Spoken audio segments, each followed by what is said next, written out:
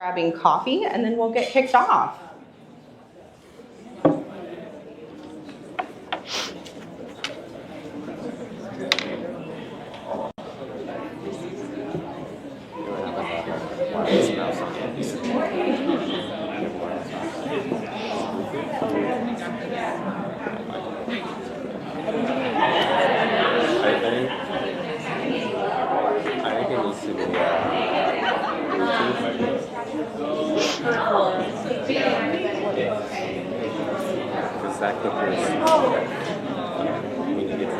So you're saying you could put with a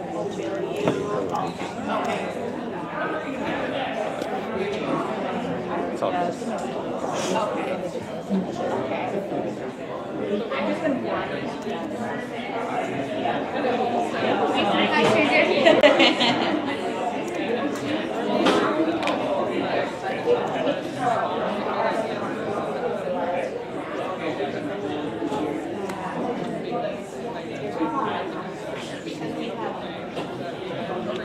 So do you want to just do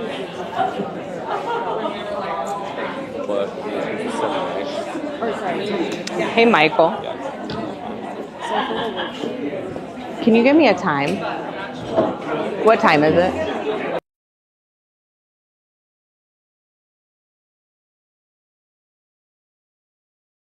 Thank you all for coming today. I'm going to get us started, but please feel free to get settled in, get your coffee, get snacks. Thank you so much for joining UpLift, Capital Crossroads, and the Camber Collective for today's Economic Mobility Experiences Community Conversation. My name is Ashley Ezio. I have the pleasure of serving as the Senior Project Coordinator for UpLift, along with my colleague Michael Berger. Today marks the 8th event in our Community Conversation series. These conversations have centered around basic needs topics, research, and solutions, including the areas of housing, workforce, benefits cliff, all issues related to the concept of economic mobility.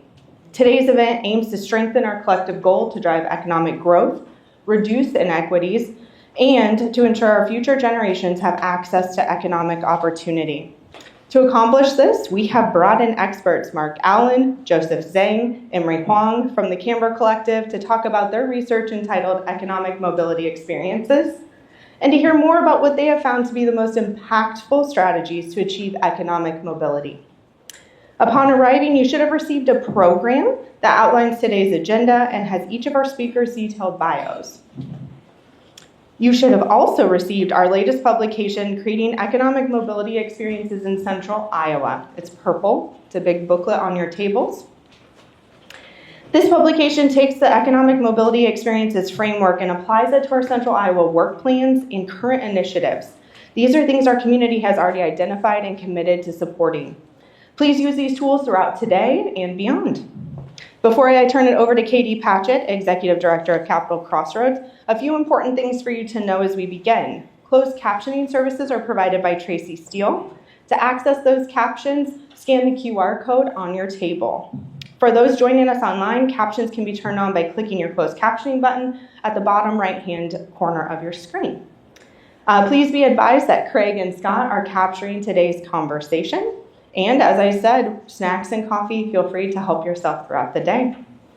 I'm excited to introduce Capital Crossroads Executive Director Katie Patchett to get us started. Help me welcome Katie.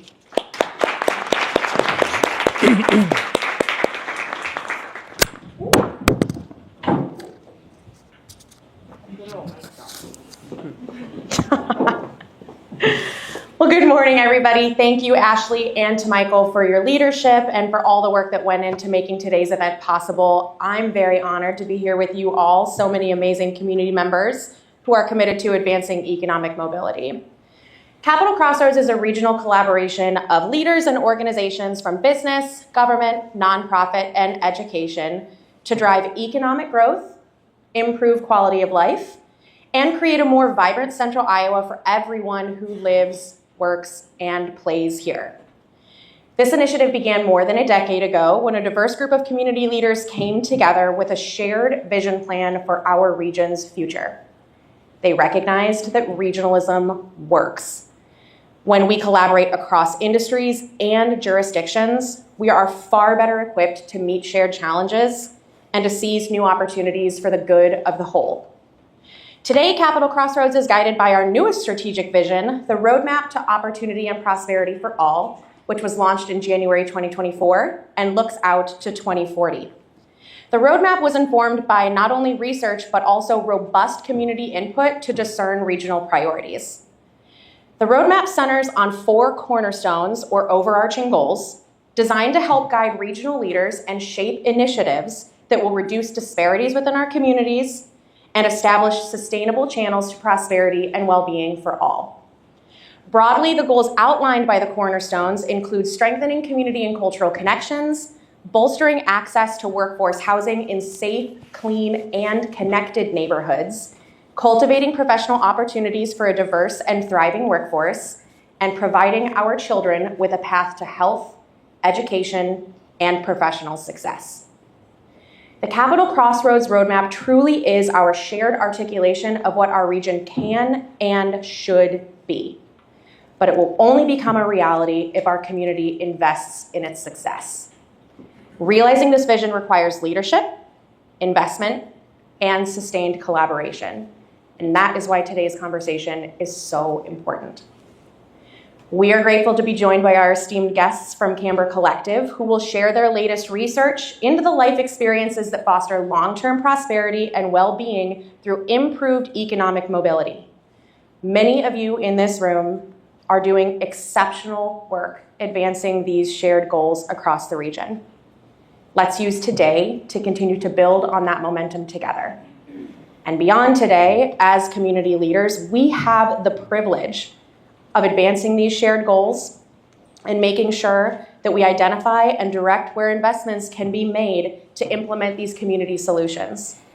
I'm excited to have Camber Collective's research help us better understand how we can align our efforts and inform where our resources can best be directed in order to achieve our community goals. Please join me in welcoming Mark and Joseph from Camber Collective to the stage.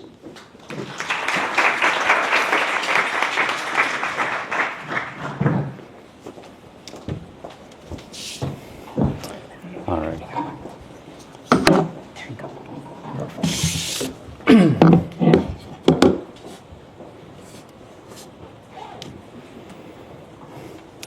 All right, good morning, everyone. And let me first start with a word of appreciation for your personal priorities. Because today in Des Moines, your entertainment options include the opportunity to see Paul McCartney at Casey's Center, a book launch with Nick Offerman, who you may know as Ron Swanson from Parks and Recreation, or better yet, what I hear is the Bourbon Bash auction at the Iowa Tap Room, where I hear a bottle of 20-year-old Pappy Von Winkle will be given away for free.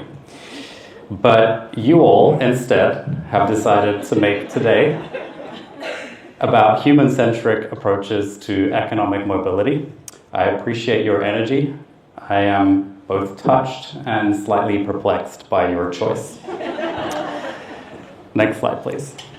By way of introduction, my name is Mark Allen. I lead the shared prosperity sector at Camber Collective, and I'm joined today by 2 of my greatest team members, Joseph Sang and Emery Huang in the corner. And they have been very central to the work that you're going to hear about today. Personally, I've devoted my 15 years of career to a singular goal. Now, I know what you're thinking. 15 years is a long time to not achieve a goal. We are in Des Moines, the city of Caitlin Clark, who I'm sure will do crazy things in 15 years. But I comfort myself with the knowledge that my goal that I have failed in so far is the same elusive goal that this country has been working on for some 249 years and counting. And that is to equalize economic opportunity so that all of us have a genuine prospect of advancing according to our merit and receiving support according to our need.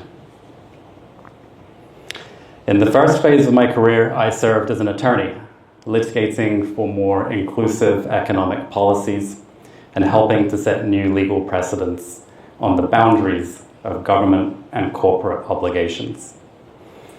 Following that time, I spent a period in the most economically excluded parts of this country, understanding how systems such as the criminal justice, health, and employment systems combine to leave many folks without a shot at ever coming out of poverty or transitioning into the middle class.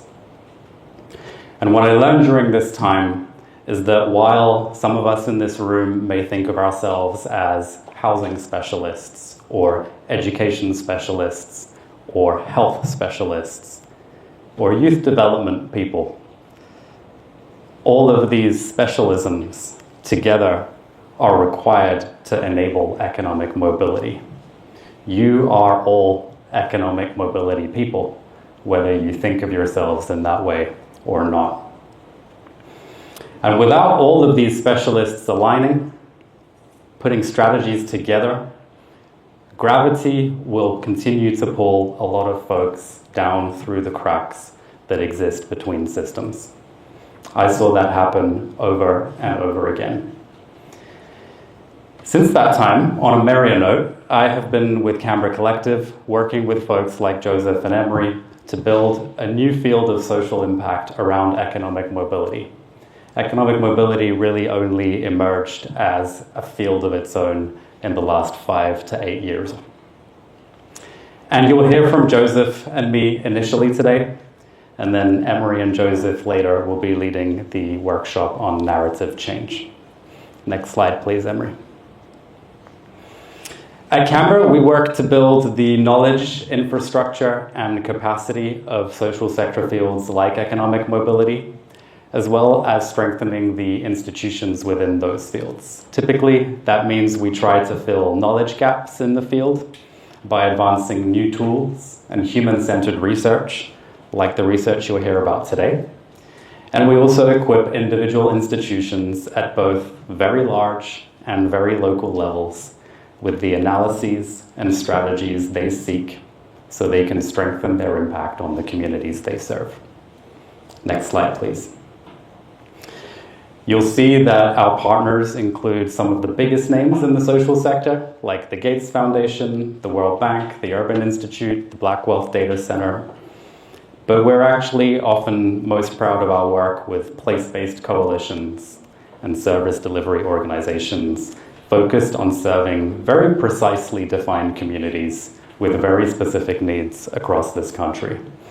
Folks like you all, who, whether you know it or not, play a determining role in the economic trajectories of your constituents, your neighbors, your customers, or your beneficiaries. Pick whichever term applies to you. Next slide. And together with our partners, we are animated by this same problem. On this graph, you will see how, on average, economic mobility has plummeted across the US over the last 50 years. On the top left side, you'll see Americans who were born in the 1940s had a greater than 90% chance of going on to earn more than their parents. That's to say, if you take the incomes of those Americans born in 1940, look at when they become adults, compare their adult income to that of their parents, adjust for inflation, almost all of them went on to do better than their parents. Now fast forward to Americans who were born in the 1980s, my generation, on the bottom right of this graph. And you'll see that only around half of my generation can say the same. In short, the American dream is now indeed becoming more of a dream than a reality. Now, you all may or may not already be aware of that national trend. I suspect you are. But if you're here today, you are attuned to your city and to your region. You know that American dream is no longer so easily attainable here either, and certainly not equally attainable for everyone. Across Des Moines, a child's economic outcomes can still be predicted first and foremost by the economic class and the neighborhood they were born into, as well as some correlation with race. A few data points to illustrate this. folks who grew up in the neighborhood around Martin Luther King Jr. Park earn about $26,000 a year. Those who grew up just north in Union Park earn on average $41,000. Nearly 1 in 5 low-income black children from the Drake neighborhood will be incarcerated at some point in their lives. Just 1% in nearby Beaverdale. Black men and women who grew up in downtown Des Moines now earn about $22,000 a year, less than half the average earnings of white men and women who grew up in the same neighborhood. Now, all of these numbers tell a story that we have heard time and time again across this country. Life experiences vary dramatically within a relatively small geographic radius, and those life experiences have a dramatic impact on someone's lifetime earnings. Yet, our collective understanding of what exactly these life experiences are, what their impact is individually and cumulatively, and which of these experiences Americans value the most and seek the most, all of that knowledge has been hazy. Next slide, please. So, we have set out to fill that gap. We seek to promote a truly human-centered lens to economic mobility that reframes mobility less as a series of obscure data points and more as a life journey. It's a journey that comprises many life experiences, as Joseph will tell you about. Each of them represents an on-ramp or an off-ramp to economic opportunity. Each has varying levels of impact, and each has varying levels of interest and demand from the average American. Most importantly, it's easy to think about economic mobility in abstract terms, but the life experiences that create mobility are tangible, they are specific, they are the outcomes that we all must hold ourselves accountable to deliver. Next slide, please. In the research we present today, we're going to share what we've learned about the life experiences that drive mobility. Our work included surveying over 4,000 Americans with a deliberate oversampling of Americans with experience of poverty to understand what life experiences have been most pertinent to them in their journey out of poverty for those who were able to experience that, or in their ongoing efforts to come out of poverty. We conducted a meta-analysis after that of 230 research studies in order to quantify the individual impact of each life experience on average. We call these life experiences the mobility experiences. And we analyzed federal government and philanthropic budgets to see how far each of these mobility experiences is or is not funded. Next slide, please. In a moment, Joseph will walk you through some of the headline learnings from our work. But at the highest level, what we heard is that most Americans still believe economic mobility is common. The dream lives on. They imagine that other people in general do experience economic mobility. And yet, paradoxically, less than half of Americans believe that their own economic situation will actually improve. Now, just before Joseph takes over, I'd like to share with you the video testimony of Ivory, one of our research participants. And we like to share her story because it speaks to both sides of that insight that I just shared. You'll hear of several mobility experiences she has had that give hope, that should lead to a better future. But you'll also hear about some experiences that have constrained her progress and not empowered her to access that economic opportunity that she is striving so hard for.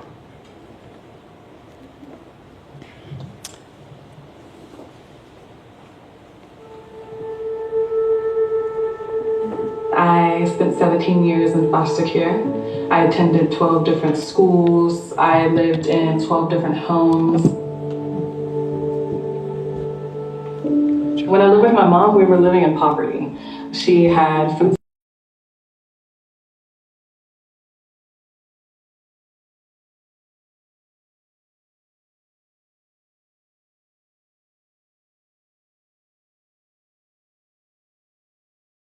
Well, public education gets a lot of scrutiny, but for me, I was able to gain crucial life skills that just frankly were not explicitly taught to me. Learning to brush my teeth, taking naps, eating healthily, sharing, and being explorative.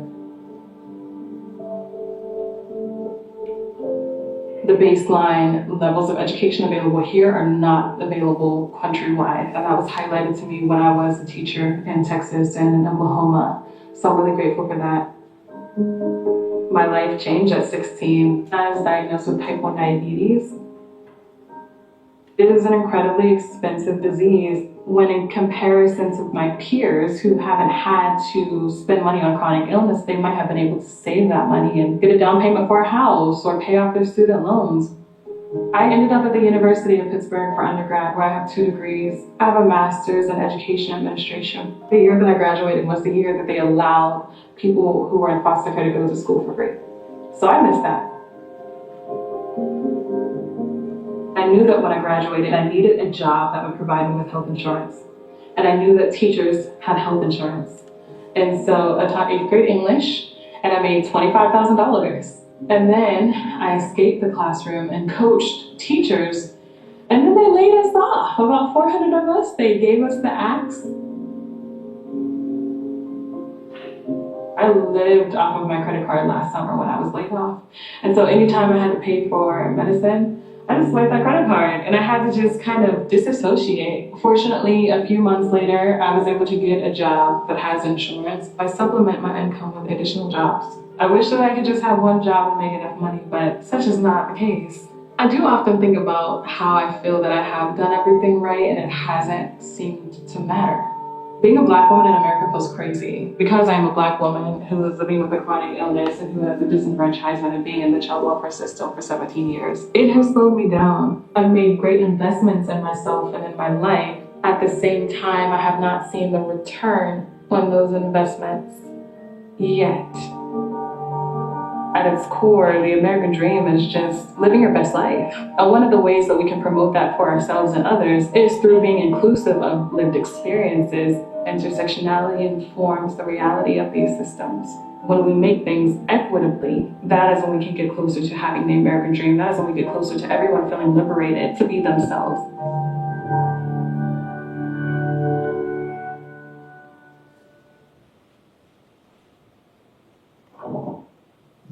All right, did everyone enjoy that video? Great. Thank you all so much for being here today. I'm excited to lead the second half of this keynote and to really dive in deep into some of the key learnings from our mobility experiences research. Mark talked a little bit about his background in economic mobility, and I have not read as many research studies as Mark has, and I would say 99% of the population haven't. But for me, I started off my career actually as a filmmaker. And one of the things I loved about being a documentary filmmaker was actually talking to people, asking them questions, and hearing their stories in a way that sometimes doesn't show up that well in the data. So when we had the opportunity to feature the lived experiences and the voices of those who are participated in this research, such as Ivory, I really jumped on that opportunity. And I hope that her story and all the experiences and the complexity of her life really shone through that video, or as best as it could in the minutes that it was there. So the first learning, the top level learning, is that what we found in our research from both the survey and our meta-analysis is that there are 28 mobility experiences. And I won't go into each of them in detail, but we categorize them essentially into 6 categories that you see on the slide here. They fall into career progression, community interactions, education, financial well-being, physical and mental health, and social and familial relationships. Now, some of these experiences, as you see them on the slide, will not be surprising to you. A lot of us, when we think about economic mobility, we do think about things like getting a college degree, getting a job that pays well, like workforce development and education are things that we naturally have associated with economic mobility for a long time. But there are also certain things on the screen that will probably surprise you. Like the one thing that surprised me the most was that being born a healthy birth weight has an effect on your economic mobility. And not only does it have an effect, it has a tangible, quantifiable income impact. And that's something you have no control over. None of you in this room today could have controlled your birth weight. I can guarantee it. And if you did, let me know, because that's quite amazing. All of these experiences, some of them you'll see as distinct things that you achieve in your life, such as getting a college degree. And then some of them are things that kind of ebb and wane over your lifetime. There might be more of a milestone that you try to hit over a lot of different points, such as mentorship in your adolescence. That can come and go. But regardless of what the nature and what point in your life these experiences are, what we truly believe and what we found in the research is that all 28 are important. Each of them have a tangible impact on your lives. So that's echoing something Mark said earlier, which is that economic mobility is not just one lane. It's not just one specialization. All of the things together is what really drives the mobility of people, or oftentimes in this country, lack of mobility as well. Next slide, please. All right, so on this slide, we looked at a subset of the mobility experiences. Well, we call these the top 8, but once again, I'll emphasize that all 28 are important. We just wanted to look at the top 8 in terms of their academic impact, is what our research told us. So let me explain a little bit what this chart is telling you. So of the 230 meta-analysis research studies, which were longitudinal studies that followed people throughout a long period of time, and those studies particularly were able to zone in on income, or in cases where there wasn't income, we were able to extrapolate to income given the period of time that those participants were in the research study. So what we did was that for all of these experiences, we took the average across all of those research studies. Now, some experiences are very well studied. For instance, completing a post-secondary degree, there were over 40 longitudinal studies that have been completed in the United States over a long period of time. Some of them are less studied, but if they were studied, it made it into our research. Now, you'll also notice that there's a pretty wide range of impact for each of these. So for instance, the potential impact of getting a post-secondary degree is anywhere from 0 to 100. And you might be asking yourself, well, isn't that meaningless? We know the impact is somewhere between 0 and 100. The reason for that is because of the wide range of different intensities and qualities of that experience that exist in the country. So for something like post-secondary education, I think that makes a lot of sense. But what we also found is that that range is actually very indicative of structural barriers that prevent certain people from accessing the full impact of certain experiences. And that is something that we know is highly relevant for certain people because of their backgrounds, race, class, geography, so on and so forth. So when you see experiences with those huge ranges, you can also sometimes use that as a proxy for the level of structural barriers and variance for those experiences. So amongst the top 8 here, the first one, completing post-secondary education, is the most impactful experience. Folks who have that experience, on average, earn 39% more in lifetime income than those without that experience. That's what that data is telling us. But something that surprised me in the top 8 was receiving mentorship during adolescence. And I actually worked in my career at a mentorship organization, and that still surprised me. But as soon as we discovered that in our research, I sent it to my colleagues, and they were really excited to see that. All right, next slide, please. All right, this is the fun-ish part of the presentation. There's not a prize, but we still would love to get everyone's opinion. Hopefully you all have a cell phone. you can take a picture of this poll and it should take you to a form. It's only one question. It's not graded. You can't get it wrong. But amongst the top 8 mobility experiences, which one do you think Americans said was most important to them? Because we did survey over 4,000 Americans about the mobility experiences, and they told us what was most important to them.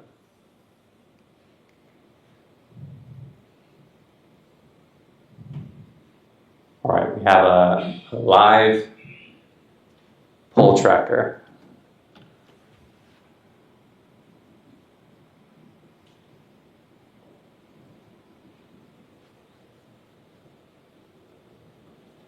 It might need to be refreshed, unless everyone is really thinking hard about this question.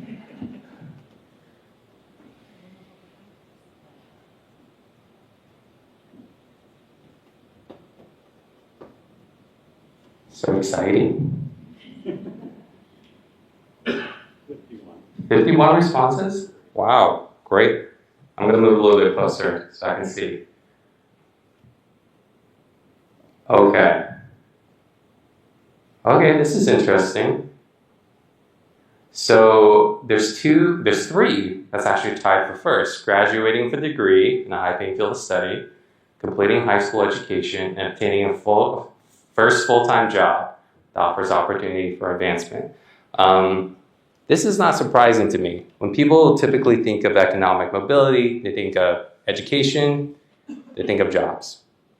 So this is very in line, I think, every time we do this poll.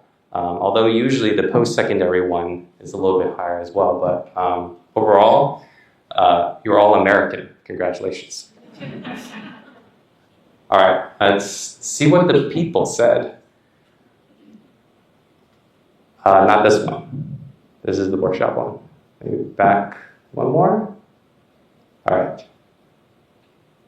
Okay, so what you see on this slide, on the right-hand side are the top 8 that you just saw on the previous slide.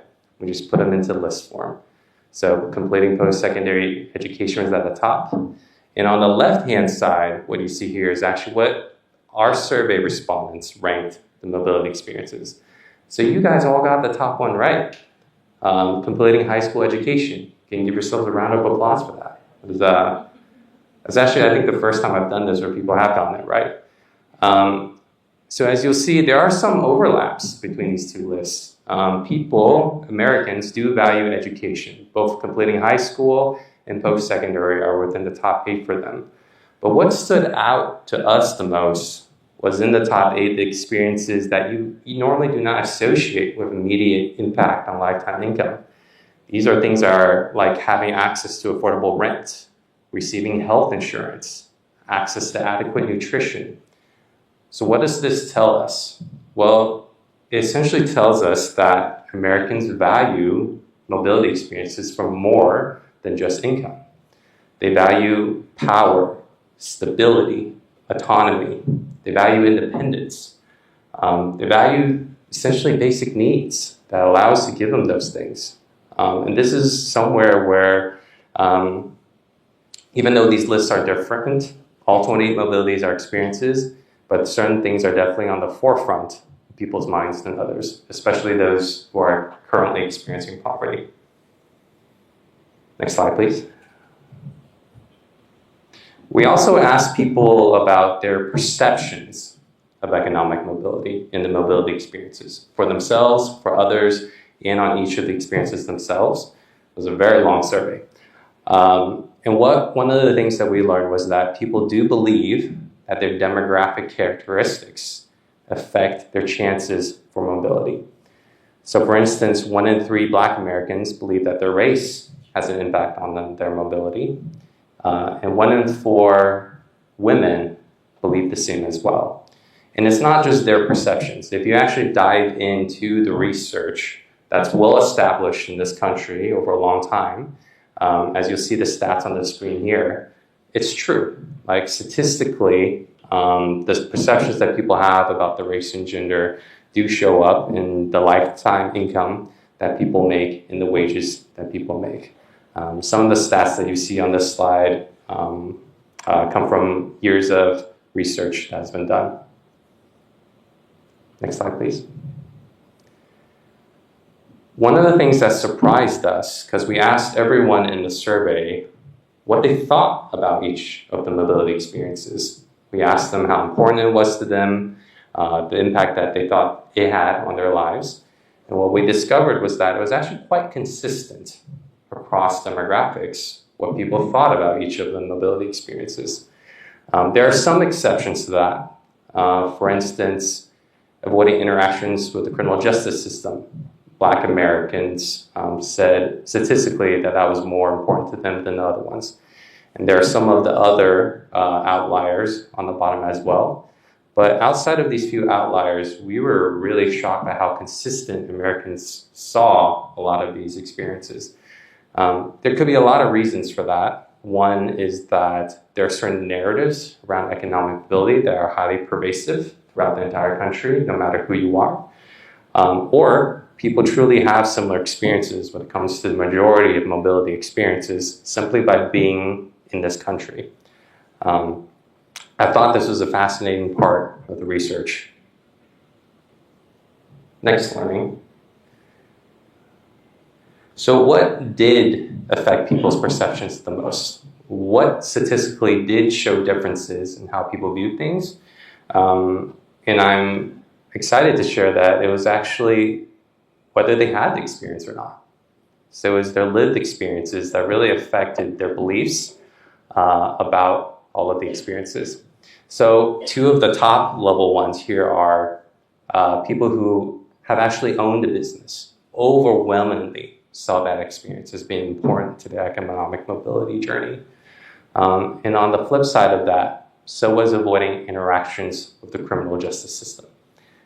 What that tells us is that these are experiences that you really have to experience for yourself to really know the impact of them.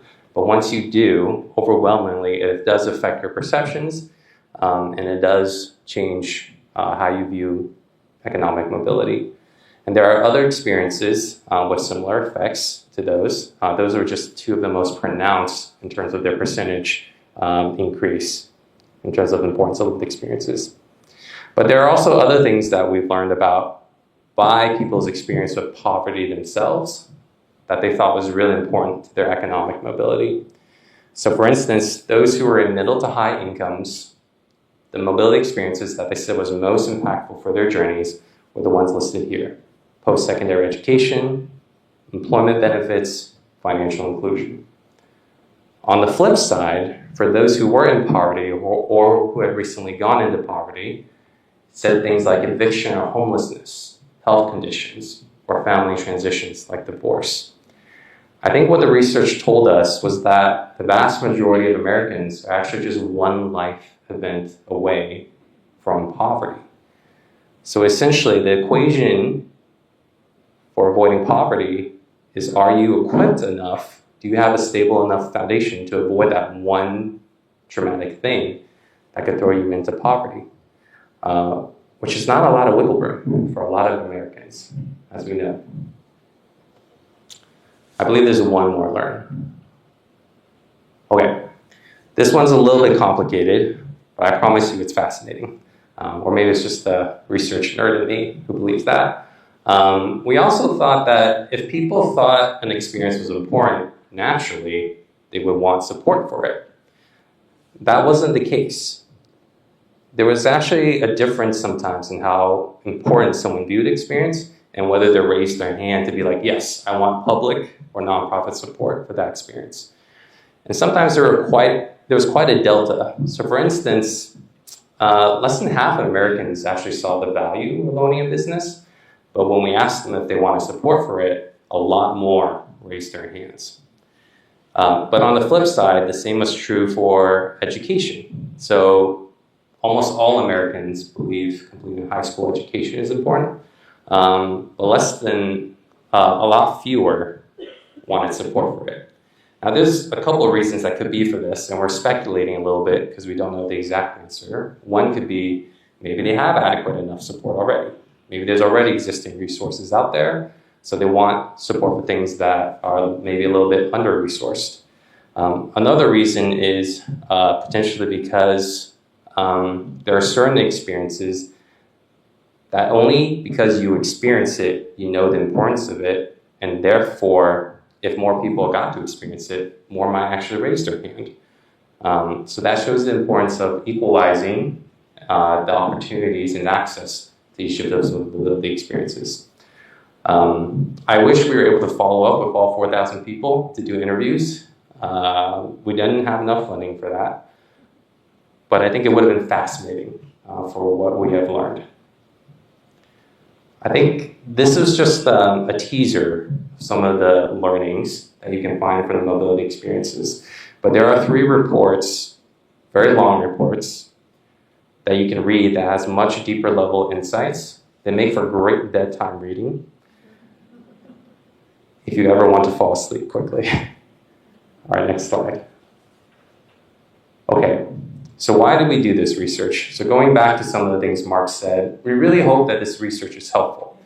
If we had published this research and it only sat on a shelf, I think we would have been really, really sad if I was the only one reading it at night. But we created this research because we wanted to continue building the community around economic mobility for everyone such as yourselves to see their part in this journey for the communities and to strengthen and diversify the evidence base for what this work can do.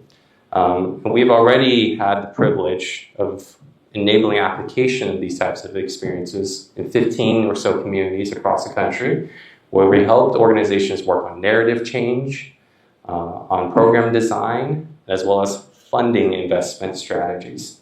So later this afternoon, Emery and I will be leading a workshop that provides a bit of a flavor into what that narrative change efforts have been. But this has been some of the most rewarding parts of this research, was being able to bring it into various different communities and to see how it comes to life within the context of that community. And I have to thank Ashley and UpLift and for putting together this amazing report that you have on your tables here that shows the mobility experiences in action in Iowa. And I encourage everyone to look deeply into that because it gives the context for how these mobility experiences have shown up in Iowa. With that being said, I'm not sure, do we have time for any Q&A? Okay, I'll invite Mark back up. We can do a little bit of Q&A. And thank you all.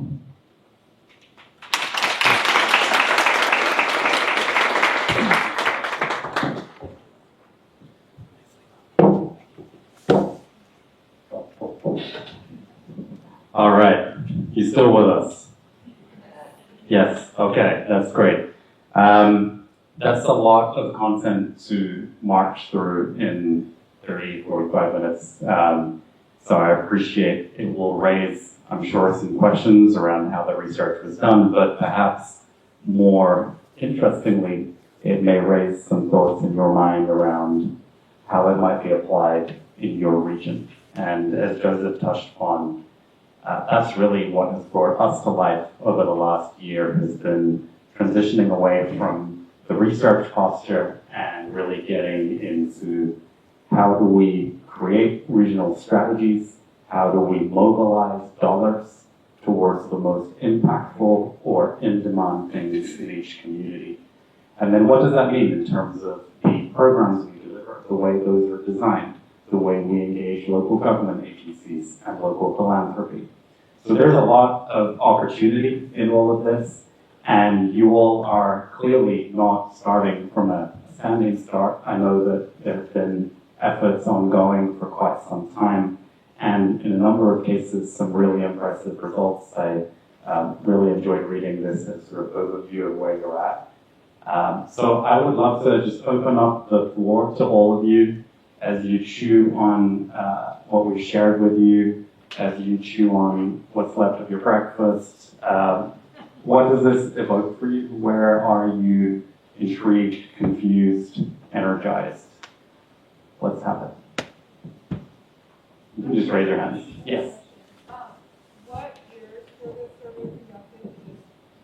Just that context matters, but in terms of So the survey was completed in 2021. And so it was right after the pandemic. We weighted afterwards for a reason, but still there were probably some residual effects from that. One of our goals, if we get funding, maybe sometime in the future, is to redo the survey over time, because there's probably a reasonable interval of time where you might see some differences. Any other questions? In regards to a high-paying field of study and graduation, how do we know in 18 years what is a high-paying field of study? Like with AI changing everything, like if I'm pushing my kid to go into this field of study, and I'm like, sorry, I just have some direct mobility because you're not. Yeah, I'm not sure that we know the answer to that. I can speculate a little bit. Can you repeat the question? Oh yes, so the question was, I'm going to butcher your phrasing, was that how do we know what's a high-paying field of study like 5-10 years from now, especially given AI? That was not our research, I'm sorry. But it's a really good question. So what our research looked on was things that have traditionally been high-paying, like engineering, math, business. So like that's what this research anchored on, but I would not be surprised if it changed. It has changed over time, and I would not be shocked if 5 to 10 years if it was also different. But one of the things our research also showed was that there were certain, I think what people would sometimes call soft skills that are very important in the research. Those are things like critical thinking, a growth mindset that were associated with mentorship during adolescence. Right, so it came out during those experiences, and I would imagine that in the future, those things will probably remain important in the future of the economy. Mark, anything? Yes. I would just add, we have started partnering with universities like the State University of New York to try to forecast what regional economies will look like a decade out from now, where the trends are heading, where the growth industries are likely to be in each region, and looking at how local universities and philanthropy can start to invest in that pipeline of talent, which is not an answer to your question of exactly how do we predict what they are, but I think there is work that can be done to that effect, and I'm sure that in Iowa, there is already work, I'm sure at Drake and others to that effect. Yes? In your estimated impact, top 8 life experiences, you listed the third being receiving mentorship during adolescence. Can you set the parameters for what that is or look like, or is that what the respondent thought would be a mentorship? So the question is, mentorship during adolescence, did we sort of define what that is? Or was that left to respondents to determine what counted as mentorship and what didn't? Yeah, that's a good question. We actually set it to be pretty broad, with the only exception being family. So it was not family members that was included in that because we had separate experiences about family relationships that showed up in. So it could be anyone. It could be a coach, a formal mentor, a teacher, lots of different flavors of mentorship that happen. One of the things we considered in that was like cultural context, because in a lot of communities, mentorship does happen intergenerationally.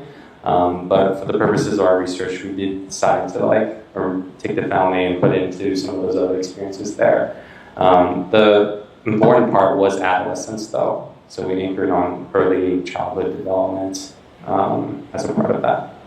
I hope that was helpful. Right. Yes, please. So, sort of along those lines, are there things that you looked at in the survey that did not correlate with economic mobility? Did you look at anything that just did not have any impact, or people did not perceive it as being a factor? Yeah, like the inverse of. Yeah, So if I'm interpreting your question as, was there anything in the survey that people believe did not impact economic mobility? Yeah. Yeah. No. There were, I think the lowest percentage that we had for impact was still around like 30-something%. So 30% of Americans still believe that experience to be important. And this was a nationally representative survey, so you extrapolate that, that's still millions of Americans, right, who believe that experience to be important. So that's why we came to the conclusion that all 28 mobility experiences are important. How we came up with the list of 28, though, was a mix of the survey as well as research studies. And originally, I think there was a list of 35 that after, we went back and forth a lot, that's how we came finally to 28. But I will say, not everything is studied. And if it wasn't studied, unfortunately, it didn't make the list. And we didn't run these studies. This was a meta-analysis. And I can guarantee you that in the history of maybe the last 80 years of academia, there are probably some biases in what has been studied and what hasn't been. So we do believe that this is research that, given that it's longitudinal, given some time, there probably might be new experiences that pop up. And I do think one of the areas where we could make a lot of advancement is when it comes to cultural context. Yeah. So as you use this research to inform and inspire economic mobility experiences in the work around the country, have there been any communities or organizations that have taken this information and implemented a new strategy or program, something that's worked really well that maybe we could either replicate or scale here? Yes, how long have you got? No, I mean, that is the reason we do this work, and I think the answer is yes at both very large, broad scales and also at much more sort of localized, subject-specific scales. I think one of the unexpected superpowers that this research has had is the ability to crowd local stakeholders into a single room, literally and figuratively, such that regardless of the individual lane that they may be working in, there is an understanding that they are all part of this economic mobility umbrella.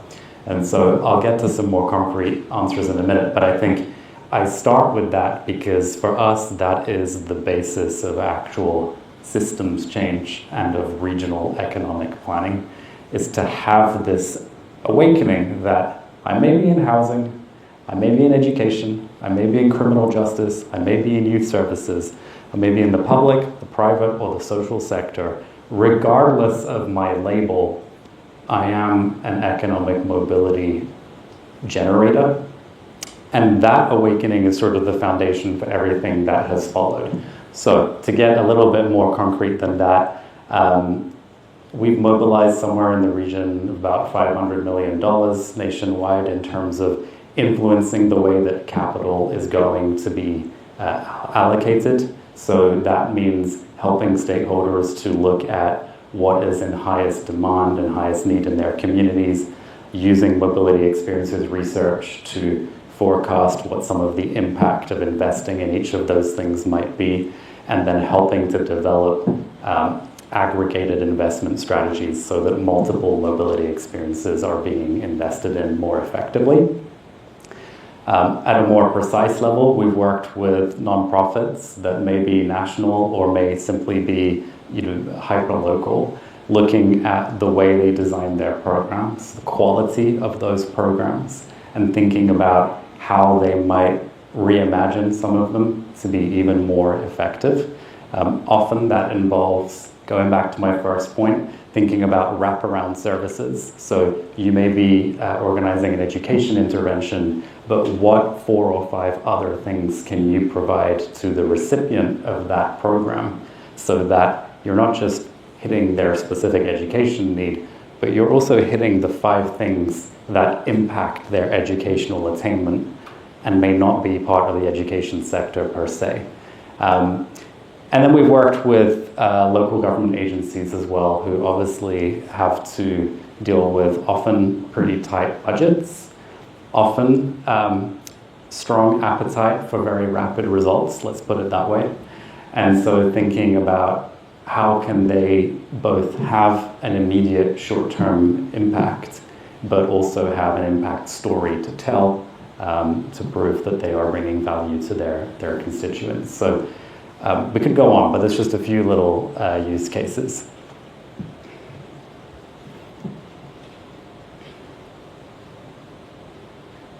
Yes? So on learning number 7, there was just I wrote a question mark so I could dive into it a little bit more. There was something about they don't want support, or do they want support? And so just really curious on because we hear that oftentimes in the nonprofit sector. People are accessing services, but what about the people who don't know about us? The ones that are one life that have been away from poverty once they get there. Do they know where to get the services? And so I just wonder if that was any part of the survey response questions and what the responses were, and maybe why they don't want support, why they're not seeking support. I think there's a couple of limbs to that. We're going to talk about narrative change in a few moments. But as many of you will know, one of the most pervasive beliefs in the US is that poverty is a them thing. There's the poor, quote unquote, and then there's me. I am not the poor, so why would I think about, what services I may need access to in the future? Yet the data that Joseph touched upon tells us that many Americans are one life event away from falling into poverty. An actual majority of Americans will experience poverty at some point or another in their lifetimes. And if my memory serves me right, 40% of this country is one missed paycheck away from falling into poverty. So there is a narrative change element in the first place, which will not happen overnight and will require all of us to actually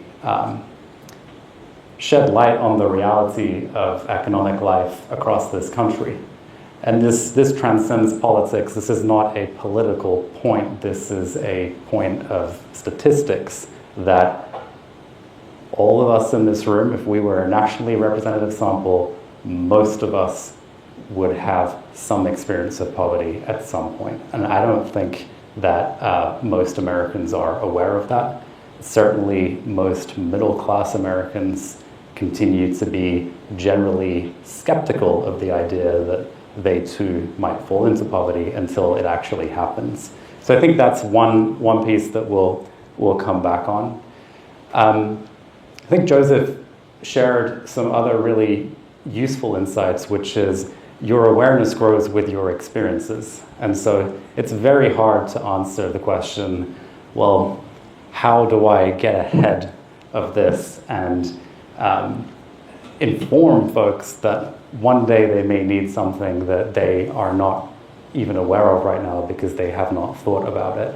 That being said, some of the work we've done on program redesign, on building local coalitions, has been really focused on those wraparound services so that, as I mentioned earlier, for folks that may be coming in with a precise need, they become aware that there are also 7 or 8 other supports that they can tap into if life means that they need it at some point. So it's not a very satisfying answer to your question, but it is the best answer I have. And Joseph, maybe you would add? Yeah, just one thing. I agree with everything Mark said. The reason why we asked that question in the survey is because we wanted to test sometimes this paternalistic attitude that we sometimes have in social services and programming, that we know better because we have access to the stats of what we need. And the truth is that what I think that survey is telling us is that it doesn't matter sometimes what the stats are if people aren't going to uptake those services anyway. At the end of the day, then it's just a waste of resources. So what the survey, hopefully, what the data does tell you is that where's there a gap in that perception, and for then the people to go out and find out what is causing that gap in your local context. And sometimes it might be a narrative change campaign that needs to happen, better promotion of the services, or sometimes it's actually listening to people, because maybe the way you're designing the service is actually not meeting their needs in the exact same way. So Mark mentioned the importance of wraparound services. That was definitely something we found in our research. But something else was designing programs with participant and beneficiary input throughout the entire process. Because that's sometimes how we create programs that truly speak to the needs of your community.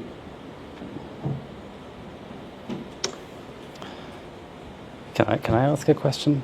Yeah. I'm actually, There's one right there. we're going to come back to you in 1 second. I have a question for you all, which is this idea that we are all economic mobility people.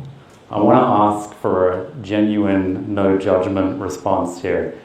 I'd be curious in this room, if you can raise your hand, if you day to day think of yourself, describe yourself as an economic mobility generator, contributor, provider. It's fine if no one does, but I'd love you, raise your hand if you do. Does economic mobility feel like it's your lane? Okay, so we're looking at less than half of this room, and I think that's indicative of what we see up and down this country. Is part of this research is saying, whatever you work on, once you dig into this a little bit more, you will find the data point that translates your work into an impact on lifetime income. So you are all in it. You've been voluntold to be part of it. And our hope is that coming away from today, when you see events around local, regional economic planning, around economic mobility, you will know that you are integral to that equation. Over to you. Yeah, so we've had this recent national conversation around work requirements for programs like SNAP and Medicaid. And from looking at the research, I might assume that losing access to healthcare and nutrition supports might hinder economic mobility rather than improve it. And I wondered if your meta-analysis looked at work requirements or any administrative burdens or how those fit into the picture. In a roundabout way, yes. Because what a lot of the studies showed was that the better access people had to those things, the more impact it had on your lifetime income. So if you extrapolate that across all the studies, the systems that had less barriers for people to access those benefits, of course, going to result in higher income over the long term. I'm aware of the national conversation, but regardless of what maybe the politics is saying, like that's what at least our studies showed. So we're actually, pretty big fans of, even outside of government, there's a lot of ways that people can get access to those benefits, whether it's through employers, through nonprofits, so on and so forth. And the more opportunities that we can provide for those to meet some of the things like health, transportation, internet, essentially nowadays too, the better.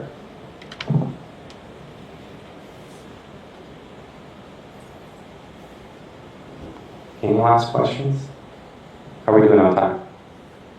3 more minutes? Maybe one more question? Oh, 50? Okay, never mind. That's good. I did not see age in the reports out. Did age affect anything throughout the study?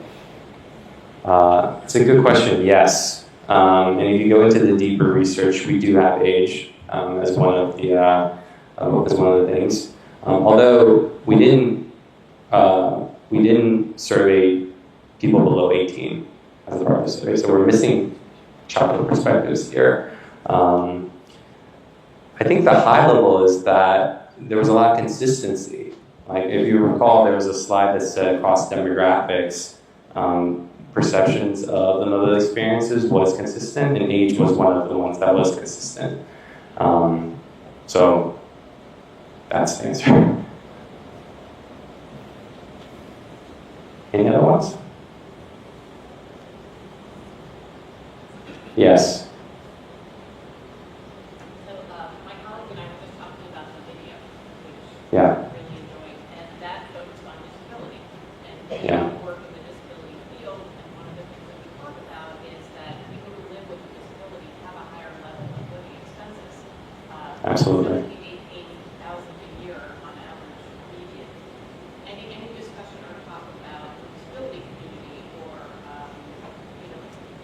what folks with disabilities are facing in this same arena? Yeah.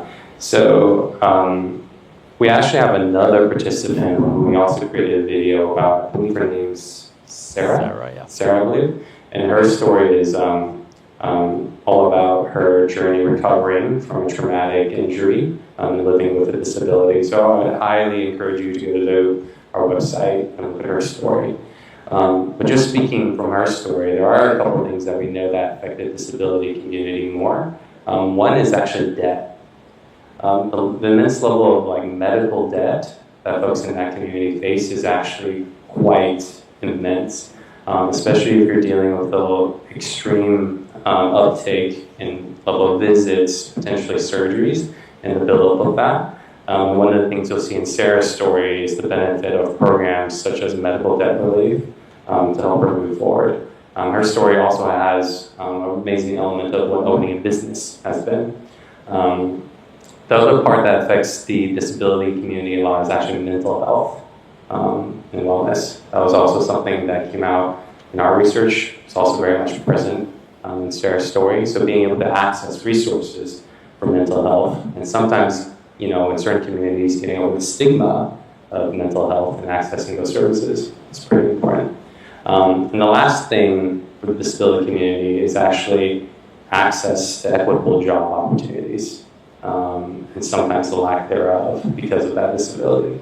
And honestly, the truth is probably most of the mobility experiences are affected in some way, even if the research or the studies haven't shown it yet. Mm-hmm.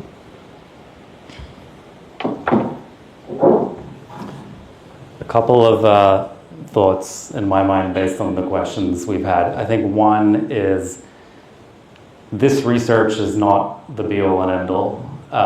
We're not so arrogant to believe that. It is a conversation starter. It is an attempt to look at a multitude of life factors and through a common lens evaluate their impact and celebrate their importance. There is so much more to be done to round this out. There are many angles like the one you just evoked around disability. There are many issue areas, as Joseph spoke to, that haven't yet garnered the attention they deserve. And so the data we have may be because there's only 6 studies out there that look at the longitudinal impact of a particular life experience. That is an opportunity. I know we have some researchers and academics here. That is an opportunity to look at where the database, the knowledge base needs to be strengthened so that hopefully one day in 10 years' time, someone else can be up here with a more refined version of this and hopefully also celebrating some of the successes that you all will have had in this region. On that point, a lot of what we hear at this kind of event is, thank you, that was very intriguing, expanded my mind a little bit, lovely. This is overwhelming. How the heck do we, mobilize in this collective manner? Surely we're doomed to fail. And so I just want to firstly acknowledge that sentiment. And secondly, uplift case studies such as Charlotte. Charlotte, 10 years ago, was ranked bottom of the top 50 US cities for economic mobility, which is crazy when you think about the financial services that exist in Charlotte, the resources it has. It was hugely underperforming. It was a place of no opportunity for folks that were born and raised in Charlotte. They have now risen in the space of less than 10 years, about 20 or 30 places up that ranking, which is fairly startling as a rate of progress. And they did it in a similar way to what is clearly being seeded here. They did it with regional economic planning. They did it with a willingness to work across the public, private, and social sectors. They did it by building a unifying frame around economic mobility, the same frame that we're trying to build with this mobility experiences research. A common language that all stakeholders see themselves in, and eventually are accountable for delivering progress against. And so our call to action would be, first off, to celebrate the work that is in motion. You all are definitely not starting from a standing start, but also the call to action is to see in each other agents of change for economic opportunity, and to know that if you can work across systems, you can achieve similar results to a Charlotte or to any number of other regions and cities across this country.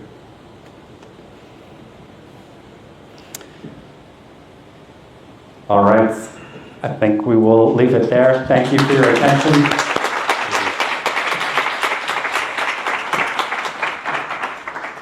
you go.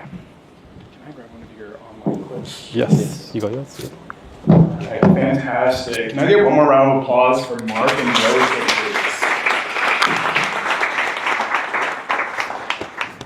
So this marks the conclusion of the first half of today's event with that economic mobility presentation. If you're registered for the Narrative Change workshop that is coming to follow, you have around 20 minutes or so to get some snacks, refreshments, check your emails if you need to, and then come back and get settled in. So we will meet back at like 9:40-ish. When you return, we ask that our Narrative Change participants select one of the 6 mobility domains that was covered in the presentation and sit at a table that aligns most with the work that you're involved in. So we'll have some tabletops for you to indicate where you should sit. But if this marks the end of your time with us, thank you for your engagement and your time this morning. Please stay in touch by subscribing to UpLift, our newsletter at upliftiowa.org, and Capital Crossroads newsletter at capitalcrossroadsvisions.com. Also, be sure to share your thoughts with us today by taking our evaluation survey that you should have some on your table. That helps us know how we're doing, what you thought of today's event and the content. You can fill out those completed forms and leave them off as you're exiting today by the door. But thank you so much for coming again today, and I hope you have a good rest of your morning. And for the rest of you, we'll see you in just a little bit. Thank you.